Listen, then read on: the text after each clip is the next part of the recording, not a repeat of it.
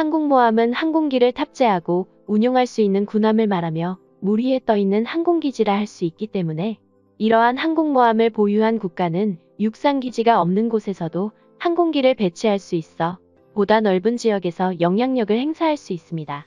미국은 현재 10만 톤이 넘는 대형 항공모함을 11척이나 운용하고 있습니다. 이러한 대형 항공모함은 건조 비용이나 함재기 구입비, 기타 운용 유지비에 천문학적인 비용이 들어가기 때문에 미국을 제외한 국가들은 아직까지 단 한 척의 대형 항공모함도 보유하지 못하고 있습니다. 따라서 미국을 제외한 국가들은 건조비와 운용비가 적게 드는 경항공모함에 관심을 갖게 되었습니다.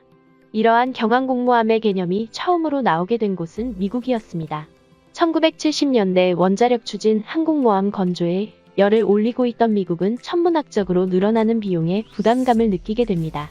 그래서 이러한 비용 문제를 해결할 수 있는 방안에 대해 고심하게 되고 그렇게 나온 결론이 하이로우 믹스입니다. 하이로우 믹스는 미 공군에서 나온 개념으로 F-15와 같은 성능이 우수한 전투기를 대량으로 배치하기엔 부담이 있으니 이보다 성능은 다소 떨어지지만 비용이 저렴한 F-16 전투기를 혼합해서 배치해 운용의 효율성을 높이겠다는 것입니다. 미 해군은 비용을 절감할 수 있는 방안으로 공군의 하이로우 믹스 개념을 받아들여 10만 톤 이상의 대형 항공모함과 함께 운용할 수 있는 2만 톤 이하의 경항공모함을 구상하게 됩니다. 이러한 군함은 제해함으로 불리게 되었으며 주로 수송함단의 대잠 호위와 방공 임무에 투입하기로 하였습니다. 하지만 이러한 미 해군의 제해함 계획은 결국 취소되고 맙니다. 그 이유는 바로 이오지마급 헬기 상륙함의 등장입니다. 이오지마급은 상륙작전에 투입되는 해병대를 수송하기 위한 헬기 전용 항모인데 미 해군은 이곳에서 해리어 수직이착 6기를 운용해본 결과 경납 공간과 지휘 통제 시설을 추가하기만 하면 제해함과 동일한 작전 능력을 발휘할 수 있다고 판단했기 때문입니다. 또한 미 해군은 제해함을 보유하면 상대적으로 대형 항공모함을 획득하는 데 방해가 된다는 이유로 제해함을 채택하는 데 소극적인 모습을 보였습니다. 이렇게 미국이 포기한 경항공모함 계획은 이웃나라인 영국에서 실현됩니다. 1970년대 영국은 IMF의 구제금융을 받을 정도로 경제 상황이 악화되어 있었기 때문에 정규 항공모함을 운용하기 어려워 만재 배수량 2만 톤 정도의 경항공모함 인빈시블급을 건조하게 됩니다.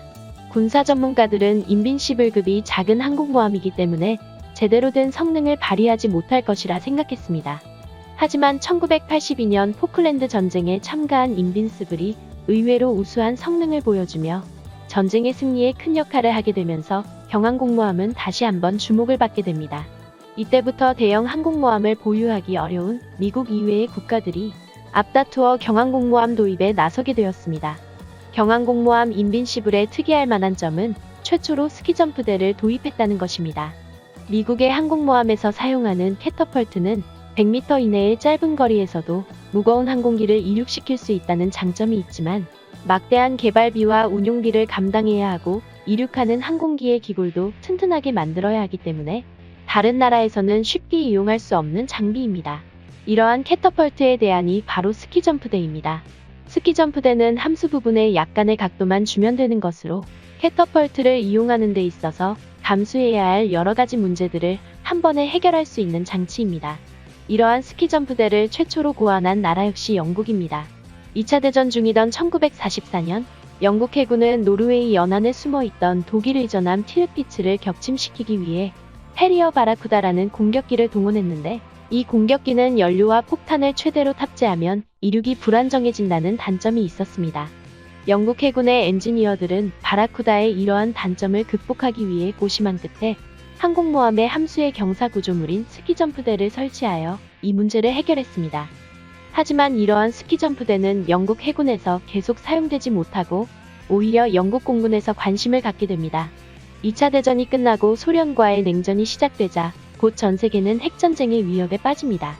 소련과 미국은 경쟁적으로 핵무기를 만들기 시작했기 때문에 만일 미래의 전쟁이 발발한다면 전쟁의 양당 사자들은 핵무기에 피해를 입는 것은 당연한 것으로 생각하게 됩니다. 영국 공군은 이러한 핵전쟁 상황에서 자신들의 공군기지가 가장 먼저 공격당할 것이라 판단했고 적의 핵공격으로 인해 활주로가 파괴된 상황에서 항공기를 이륙시킬 수 있는 방안으로 스키점프대를 생각해낸 것입니다. 임시 활주로에 스키점프대를 설치해 놓으면 일반 활주로의 절반 정도의 거리에서도 이륙이 가능했기 때문입니다. 하지만 이 당시에는 해리어와 같은 수직 이착륙기가 없었기 때문에 전투기가 스키점프대를 이용해 이륙한다고 해도 어차피 다시 착륙하려면 정상적인 활주로가 필요했기에 구체적으로 실용화되지는 못했습니다. 이러한 스키점프대에 다시 관심을 갖게 된 곳은 영국 해군입니다. 냉전 시대의 영국 해군이 가장 두려워했던 것은 소련의 항공기들이었습니다.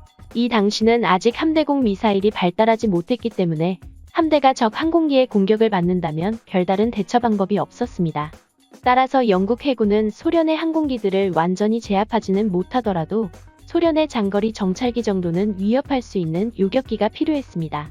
여기에는 당시 개발 중이었던 해리어가 가장 적합했는데 수직 이착륙이 가능했던 해리어를 해상작전용으로 개조해 사용하기로 한 것입니다.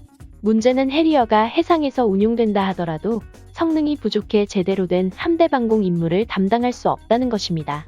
항공기를 온전히 엔진의 힘만으로 이륙시키는 것이기 때문에 중량의 제한이 많아 연료와 무장을 많이 탑재할 수 없었습니다. 이렇게 되면 연료 부족으로 인해 항공기의 작전 행동 반경이 줄어들고 무장이 부족해 제대로 된 공격 임무를 수행할 수 없게 되는 것입니다. 영국 해군이 요구한 항공 초계 임무를 수행하기 위해서는 5,000파운드 이상의 연료와 무장을 탑재해야 하는데 이렇게 되려면 항공모함의 활주로 길이가 290m 이상 되어야 했습니다. 하지만 새롭게 건조되는 인빈시블의 전장은 200m 정도였기 때문에 영국 해군의 요구를 맞출 수가 없었습니다. 이러한 상황에서 영국의 기술 장교였던 버그 테일러 중위가 한 가지 아이디어를 제출합니다. 바로 함수에 스키점프대를 설치하자는 것입니다. 그의 아이디어는 처음에는 여러 대안들 중에 하나로 여겨지다가 막상 컴퓨터 시뮬레이션을 통해 시험해본 결과 스키점프대를 이용하면 약 150m의 활주로가 추가된 것 같은 효과를 볼 수 있다는 것이 증명되었습니다. 이렇게 하여 인빈시블은 스키점프 기반의 스토브령 항공모함이 되었습니다. 새롭게 개발된 인빈시블은 1982년 포클랜드 전쟁에 투입됩니다. 당시 인빈시블에서 발진한 시에리어들은 영국군의 지상작전을 지원해주거나 아르헨티나 항공기들을 상대로 한 공대공 전투 임무를 수행하며 영국군의 승리에 결정적인 역할을 하였습니다. 포클랜드 전쟁에서 스키점프대를 장착한 경항공모함의 효용이 입증되자 스페인, 이탈리아, 인도 등이 이러한 방식의 항공모함을 보유하게 됩니다. 이탈리아는 2차 대전에서 추축국에 속했기 때문에 법적으로 함재기를 보유할 수 없어 처음에는 헬리콥터 순양함을 보유한다는 명목으로 새로운 항공모함을 건조하기 시작했습니다. 하지만 여기에 스키점프대를 설치한 후 나중에는 해군법 자체를 개정해버려 시에리어를 운용하는 경항공모함 주세페 가리발디를 보유하게 되었고 이후 후속함인 카보르급도 건조했습니다. 소련은 스키점프대가 없는 키예프급 항공순양함을 운용했는데 여기에 탑재된 함재기인 야크 38은 수직 이착륙만 가능했기 때문에 연료와 무장 탑재량에서 많은 제약을 받았고 여기에 기체 자체의 결함까지 더해지면서 제대로 된 항공작전을 수행할 수 없었습니다.